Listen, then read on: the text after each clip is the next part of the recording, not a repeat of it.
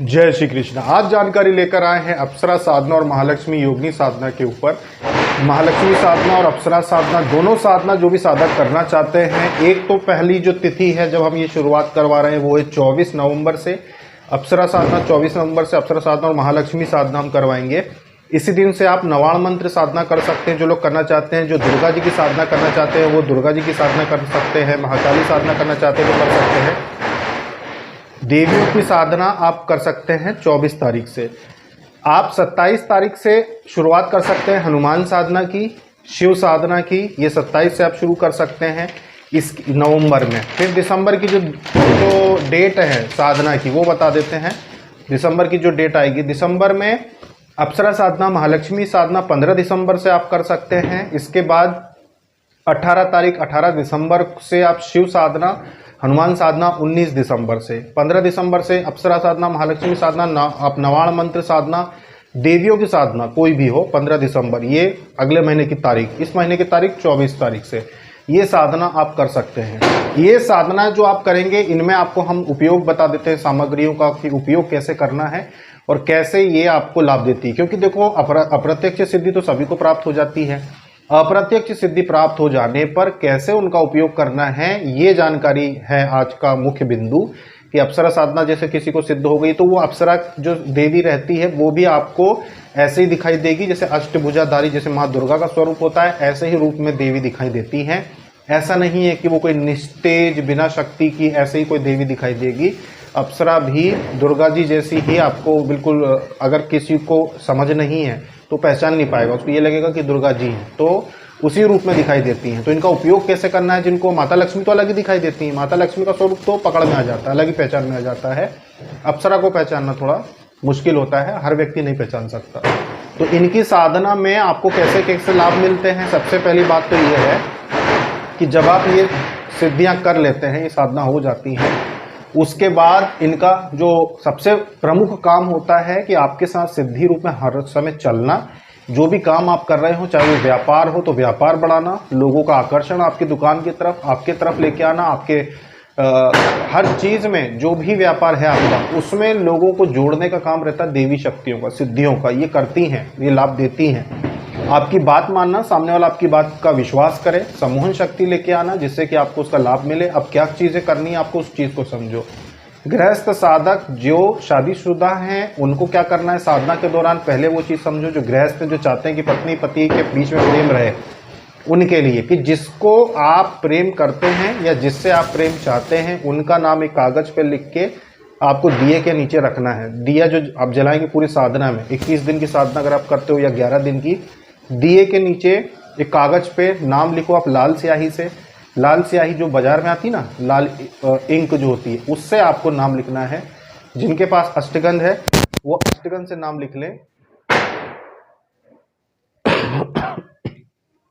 अष्टगंध गौरवचंद से मिला के नाम लिख सकते हैं, या लाल स्याही सबसे उत्तम, कुछ करने की जरूरत नहीं। तो दिए के नीचे नाम लिखना है आपको कागज पे उस व्यक्ति का। जैसे पति, कोई भी साधक साधना करे तो पत्नी का नाम लिखो, पत्नी साधनाएं कर रही है तो पति का नाम लिखो और उसको दिए के नीचे रख दो। जो दिया आप जलाओगे ये अखंड दिया नहीं रहेगा, जब आप जाप पूजा आरती करोगे तभी जो जलेगा वही दिया है, अलग से नहीं। तो ये दिए के नीचे आपको रखना है। साधना के दौरान जब आप जाप करते हो, देवी शक्ति का जब मंत्र जाप करते हो, साधना करते हो, उनका आह्वान करते हो, उनकी सिद्धि चाहते हो, जब वो अपने घर में आती हैं तो दिए के नीचे जिसका नाम होता है उसका आपकी वृत्ति बहुत ही, कह सकते हैं कि अगाढ़ प्रेम आपके लिए उनके अंदर जागृत हो जाता है। उनके अंदर बहुत अथाह प्रेम कि इतनी अधिक मात्रा में वो आपसे उनका लगाव हो जाता है कि वो बिल्कुल वशीकरण के जैसा ही होता है कि सामने वाला व्यक्ति आपसे इतना प्रेम करे कि आपसे दूर ना रह पाए, वो लाभ मिलेगा आपको। तो इसीलिए नाम लिखना जरूरी है, उसको आपकी याद आएगी। जैसे अगर आपसे वो दूर है, कहीं और है, तो उसको आपकी याद आएगी। अगर आपने दिए के नीचे उसका नाम लिख के रखा है तो उसको आपकी याद आएगी, ये चीज़ होती। तो ये चीज़ करना है।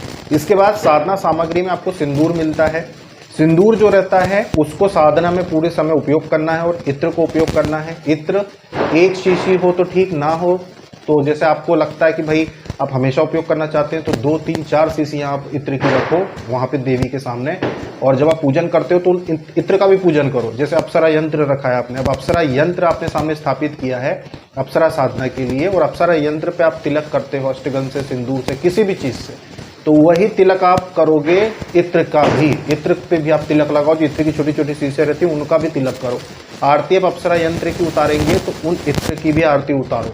सिंदूर रखा है आपने सामने, सिंदूर का भी पूजन करो। दिया उसको भी दिखाओ, सिंदूर को तिलक तो नहीं कर सकते, दिया उसको भी दिखाओ, सिंदूर को भी दिखाओ। इस प्रकार से आपको इनका पूजन करना है। फिर आपको साधना में बैठना है। साधना में ब्रह्मचर्य का पालन करना है। ये साधना महालक्ष्मी साधना और अप्सरा साधना में ब्रह्मचर्य आवश्यक है। या नवाण मंत्र साधना कर रहे हो 11 दिन की या 21 दिन की ब्रह्मचर्य रखिए। उससे ज़्यादा दिन की, अगर 51 दिन की साधना लेते हो तो फिर संकल्प ब्रह्मचर्य का मत लीजिए। तो ये साधना आप जब करेंगे तो ब्रह्मचर्य का ध्यान रखिए। आप साधना में जब किसी भी समय कर सकते हैं, समय की कोई पाबंदी नहीं है। सुबह हो, शाम हो, रात हो, जब चाहें आप जब कर सकते हैं। हवन प्रतिदिन जरूरी नहीं है, आप चाहें तो आखिरी में जाके एक साधारण सा हवन, जो हम हवन विधि बताते हैं वैसा आप हवन कर लेना। या फिर हम तो यहाँ से करेंगे ही, अगर आप अपना नाम बताते हो कि हम साधना कर रहे हैं तो हम आपके नाम के हवन भी कर देंगे। इसके अलावा उपयोग कैसे करना है? उपयोग करना है कि जब 21 दिन पूरे हो जाएंगे उसके बाद आपको जो सिंदूर आपने चढ़ाया है उस सिंदूर का आपको अपने ऊपर तिलक, जैसे स्त्रियां हैं तो वो बिंदी लगाएंगी, उसी सिंदूर का जो पूरे 21 दिन आपने साधना में रखिए आप बिंदी लगाएंगे। पुरुष जो हैं उसी सिंदूर से तिलक लगाएंगे, इसलिए सिंदूर की मात्रा आप ज़्यादा रखना। हमसे सामग्री ली उसमें सिंदूर आया तो उसमें आप और, जैसे अष्टगंध आया है तो ठीक है, उसमें आप चाहें तो अलग से अपना सिंदूर लाके बाजार से और आप रख सकते हो। कामिया सिंदूर हो तो बहुत ही उत्तम है, फिर कामिया सिंदूर की तो बात ही क्या। कामिया सिंदूर नहीं है तो साधारण सिंदूर भी आप लाल रंग वाला उपयोग कर सकते हैं। साधना पूरी होने के बाद जो पुरुष साधक होते हैं, पुरुष साधक उसी सिंदूर से अपने आप को तिलक लगाएंगे। और इत्र का बहुत ज़्यादा महत्व होता है, इसको समझना। स्त्रियां क्या करेंगी कि जो इत्र रहता, साधिकाएं जो स्त्रियां हैं, चाहे वो कुंवारी हो चाहे शादीशुदा हो, स्त्रियां जो रहेंगी जिन्होंने 21 दिन की साधना में या 11 दिन की साधना अगर आपने की तो जो इत्र आपने रखा है उसका आपको उपयोग करना है कि आपको इत्र को 12 स्थान पे लगाना है। 12 स्थान पे आपको इत्र को लगाना है। इत्र की जो शीशी होती है उसमें लगाने के लिए उसमें से ऐसे टपकाना नहीं होता, उसमें एक छोटा सा गोल गोल एक ऐसा गोल गेंद जैसी लगी होती है जो लुढ़कती है, मतलब आप ऐसे उसको आसानी से लगा सकते हैं तिलक जैसे। तो जैसे वैष्णव तिलक लगाते हैं ना 12 स्थानों पे आपको लगाना होता है, वैसे ही इत्र ये लगाना होता है। तो जैसे साधक साधिकाएं हैं, साधिकाओं को इत्र कहाँ कहाँ लगाना होता है समझो। इत्र को सबसे पहले शीशी को आप लेंगे। अब साधना के बाद वो इत्र देवी को नहीं चढ़ाना होता, फिर पूजा में उपयोग नहीं करना है, वो खुद के लिए। जैसे 4 शीशियां आपने इत्र रखा है साधना में, अप्सरा साधना है, महालक्ष्मी साधना या नवाण मंत्र साधना, देवी की जो साधना की है आपने, सिद्धि तो बन जाती है। अब काम कैसे करेगी? जो आपने इत्र रखा उसको लो। सबसे पहले आप शादीशुदा महिलाएं हैं तो मांग का जो स्थान होता है यहाँ पे इत्र लगाओ। सबसे पहले ऐसे तिलक लगाते हैं ना, वैसे यहाँ मांग पे आप इत्र लगाओगे। उसके ऊपर से सिंदूर वगैरह कुछ भी आप लगाओ, पर यहाँ पे आपको लगाना है मांग में इत्र। पहला स्थान ये रहेगा आपका, यहाँ पे आप लगाएंगे। यहाँ पे इत्र नहीं लगाना, यहाँ पे लगाना। यहाँ पे इत्र आप लगाएंगे, दूसरा यहाँ पर लगाएंगे आप। उसके बाद हृदय चक्र पे बीचों बीच आप लगाएंगे। इसके बाद यहाँ नाभि पे 3 जगह पे आप लगाते हैं, जैसे कि यहाँ ऊपर करके बता देते हैं 1 2 3। तो ये नाभि के यहाँ पे 1 2 3। इसके बाद कंधे पे, दोनों कंधे पे, फिर यहाँ हाथ पे लगाएंगे। और फिर पीठ पे 2 जगह, पीठ पे 2 जगह, एक इधर एक इधर। जैसे पीठ का जो स्थान है यहाँ पीठ पर, यहाँ और यहाँ। तो इस प्रकार से आपको 12 जगह पे इत्र लगाना होगा, ये जो साधना में आप उपयोग करेंगे। और सिंदूर जो उपयोग करते हैं वो तो आपको सिर्फ यहाँ पे अपना, चाहे तो मांग भर लें, जो स्त्रियां हैं वो मांग भर लेंगी। और यहाँ पे बिंदी लगाना है। कुंवारी जो कन्याएं हैं जिन्होंने अगर सिंदूर रखा है या फिर अष्टगंध रख लिया, जैसे कुंवारी हैं तो उन्होंने अष्टगंध रखा है कि हम अष्टगंध लगाएंगे, तो अष्टगंध आपने लगाया तो अष्टगंध फिर आपको सिर्फ यहाँ लगाना है। पुरुष जो साधक रहेंगे वो भी इत्र जो है वो 12 स्थान पे इत्र को लगाना है आप लोगों को। बस मांग में नहीं लगाना, आपको यहाँ का स्थान जो है आपका जो तिलक का स्थान है यहाँ पे आप लगा लो। यहाँ आज्ञा चक्र जहाँ पे होता है ना, वहाँ पे आप इत्र को बहुत सारा नहीं, सिर्फ टच करा देना आप। बाकी जगह पे आप तिलक लगाते हैं वैसे आप इत्र को अब 12 स्थान पे लगाना होता है। तो इसके बाद जो सिंदूर रहेगा, पुरुष साधक या अष्टगंध आपने रखा है तो उसको आप यहाँ पे अपना तिलक लगा लो। ये सिद्ध होते हैं, और ये सिद्ध होते हैं जब आप इनको आप लगाते हैं तो इसमें आपको संसार को मोहने की शक्ति आ जाती है आपके पास, एक साधक जो होता है। तो जब आप इन चीज़ों का उपयोग करेंगे, और अगर आपने पूजा में धागा रखा हुआ है, मौली कलावा रखा है, तो उसको भी आप अपने हाथ में बांध लें। स्त्रियां बाएं हाथ में, पुरुष दाएं हाथ में। विश्वास मानिएगा कि आपके चारों तरफ लोग चींटियों के जैसे आपके लगाएंगे। मतलब जहाँ जैसे ऑफिस में आप काम करते हैं तो ऐसा सम्मोहन होगा कि ऐसा कोई व्यक्ति नहीं होगा जो सम्मोहित ना हो। हर व्यक्ति आपके आगे पीछे चक्कर घूमेगा, इतना सम्मोहन आपका जागृत होगा, क्योंकि वो सिद्धि है आपके साथ।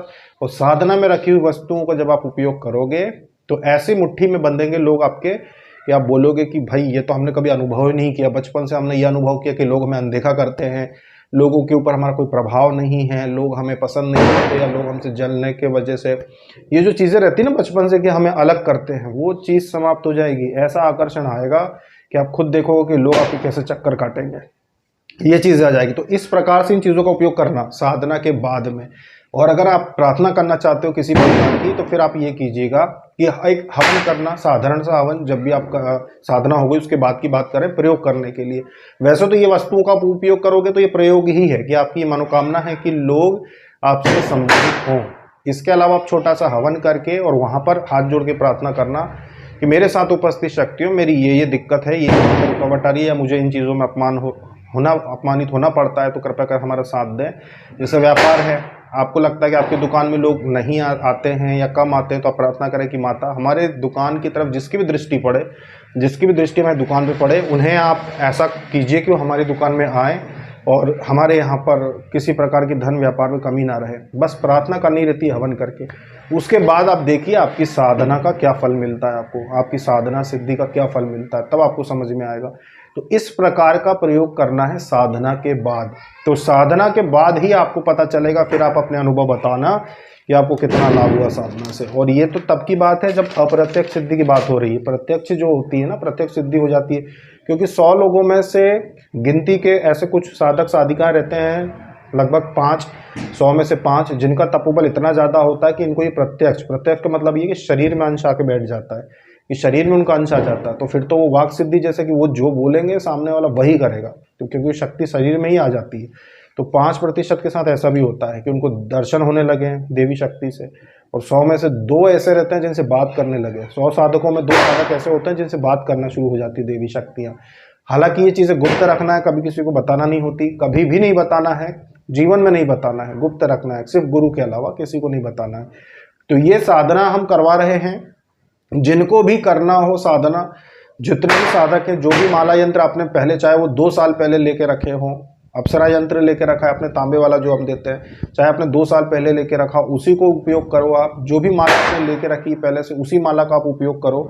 अष्टगंध अगर आपने हमारा आपके पास रखा है तो बहुत अच्छी बात है, नहीं तो अभी आप कहीं से भी लेके आ जाना, और हमें व्हाट्सएप पे आप बता देना कि मैं भी ये साधना कर रहा हूँ। हम यहाँ से आपके लिए जो चीज़ हम करते हैं वो हम कर देंगे, क्योंकि सारी चीज़ें वीडियो में नहीं बताई जाती, लेकिन हाँ, आपके अगर सिद्धि आ जाए, ये चीज़ हमारा काम है, तो वो हम कर देंगे। आपको अपना नाम बताना है सिर्फ कि मेरा नाम ये है, इस शहर में मैं हूँ और मैं ये साधना कर रहा हूँ, तो आपको बता देंगे, आपकी जानकारी दे देंगे, तो आपके यहाँ सिद्धि आ जाएगी। क्योंकि हम जब हवन करते हैं उसमें सभी आपकी देवी शक्तियों को भोग प्राप्त हो जाता है। जब हम यहाँ से आपको अनुमति देते हैं तो अंश आपके यहाँ अपने आप देवी शक्ति का आ जाएगा। आप बता दीजिए, महालक्ष्मी, अप्सरा, नवाण मंत्र, दुर्गा जी की, महाकाली, यहाँ आप जो भी साधना करना, अष्टलक्ष्मी साधना करना है, हनुमान साधना करना है, शिव साधना करना है, जो भी साधना आपको करना है आप कीजिए। ये एक प्रकार से आप अपने घर में कर रहे हो, पर करवा हम रहे हैं। हम आपसे कह रहे हैं साधना करने के लिए कि आप कीजिए इस समय में। दिसंबर में 15 दिसंबर से देवियों की साधना, देवताओं में शिव साधना जो रहेगी आपकी 18 दिसंबर से, हनुमान जी की 19 दिसंबर से करवा रहे हैं, और नवंबर में 24 तारीख से आपका साधना होगी जो आप कर सकते हैं। नवंबर में देवताओं की साधना सिर्फ एक ही दिन से होगी, हनुमान जी और शिव जी दोनों की सोमवार से होगी। 24 तारीख के बाद सोमवार जो आएगा उससे होगी आपका। बाकी देवियों की साधना सिर्फ नवंबर में 24 तारीख से इसका मुहूर्त है, तो ये हम 24 तारीख से कराएंगे। हाँ, 27 तारीख से देवताओं की, जैसे शिव साधना है, हनुमान साधना है, ये 27 तारीख से आप लोग को करना है। तो ये साधना जो लोग करना चाहते थे, जो अभी अकेले अब तक कर रहे थे, अब वो चाहते हैं कि हमारे द्वारा ये साधना करवाई जाए, तो हम करवा रहे हैं। आप बैठिए साधना में, हम यहाँ से जो करना चाहिए हम करेंगे। हम यहाँ से सारी पूरी कोशिश करेंगे कि आपको एक बार में सिद्धि की प्राप्ति हो और आपके काम बने और जीवन में आप आगे उन्नति प्राप्त करें। तो आज के लिए इतना ही अभी, और जो भी आपको साधना विधि चाहिए व्हाट्सएप पे आप मांग लीजिए, आपको मिल जाएगी। कोई भी साधना आप करना चाहते हैं उसकी आप विधि हमसे ले लीजिए। और साधना के यंत्रों का विसर्जन मत करना, क्योंकि साधना कभी भी करना, वो यंत्र जीवन भर काम आता है। एक बार लिया हुआ यंत्र जीवन भर काम आता है। अप्सरा यंत्र आपने रखा है वो जीवन भर काम आएगा। कोई भी यंत्र आपने तांबे का लिया है हमसे, वो जीवन भर काम आएगा आपके। हमेशा आप उस पर आप साधना कर पाओगे। पूजा में रख सकते हो, वो हमेशा आपका साथ देगा। जब आप पूजा पाठ नहीं भी कर रहे होंगे, किसी कारणवश कि घर में सूतक है या काम की वजह से नहीं कर पाए, तब भी यंत्र घर में अगर आपके है, मतलब सिद्धि जो हम यहाँ से आपको प्रदान करते हैं, यहाँ से हम भेजते हैं आपको कि आपके घर में स्थान ग्रहण कर ले और आपका काम बनाए, वो आपके घर में तब तक रहेगी जब तक वो यंत्र है। भले ही आप अशुद्ध हैं, आप नहीं कर पा रहे पूजा पाठ, तब भी वो चीज़ आपको लाभ पहुंचाती रहेगी। तो ये थी जानकारी आने वाली साधनाओं पे जो हम कब करवा रहे हैं। जो लोग शामिल होना चाहते हैं वो शामिल हो जाइए, संकल्प लीजिए और हमारे साथ ही साधना कीजिए। अभी तक के लिए इतना ही। जय श्री कृष्ण।